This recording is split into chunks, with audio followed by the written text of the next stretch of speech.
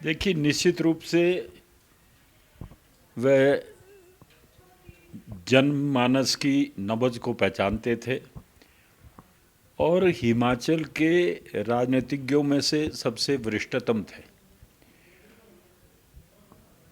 और वरिष्ठतम के साथ लोकप्रियता भी थी। इसीलिए हर जगह लोग चिंतित हो गए थे। आपको याद होगा कि पहले एक शुरू में कोई गलत तरीके से ये दुखद समाचार आया था तो सारा ही हिमाचल शोक में डूब गया था।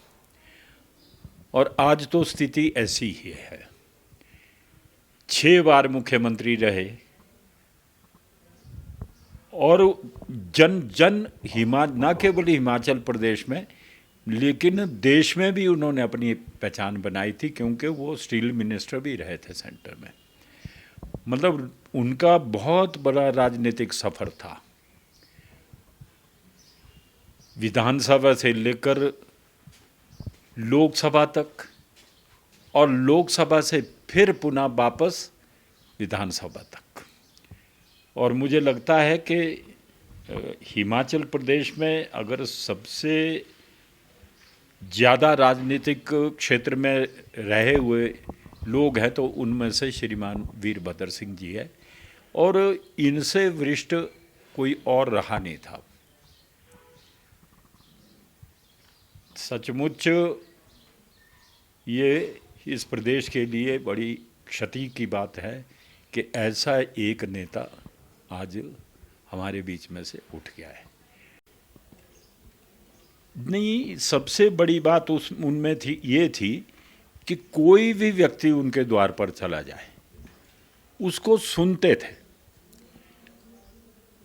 हम तो सदा विपक्ष में रहे लोग हैं, और न केवल सुनना कि अगर उनमें उनके मन में आ जाए कि ये काम ये ठीक कह रहा है, और जिस कागज़ पर वो ये लिख देते थे मे बी डन, तो दुनिया की कोई ताकत नहीं रोक सकती थी। अधिकारियों पर पकड़ थी तो निश्चित रूप से वीरभद्र सिंह जी की बहुत अच्छी पकड़ थी। एक उदाहरण दूंगा कि कभी उनको कोई कह देता था कि सर ये तो रूल्स में है नहीं, तो एक दिन एक अधिकारी ने कहा कि सर ये सरकार की पॉलिसी में नहीं है। कहा पॉलिसी कौन बनाता है? बोला सर सरकार बनाती है। बोला तो तुम मुझे क्या नज़र आते हो, मैं क्या नज़र आता हूँ तुमको? मतलब उन अधिकारियों को भी लाजवाब कर देते थे, हटकर कोई जवाब नहीं देता था। जो स्मृतियाँ हैं, मतलब स्मृतियाँ तो अच्छी भी हैं, और फिर इतने लंबे अरसे तक राजनीतिक क्षेत्र में रहना और उसमें कुछ कमियां भी आ जाती हैं, क्योंकि अब वो स्वर्ग में हैं, उसका उल्लेख करना ठीक नहीं। लेकिन वो एक राजा थे।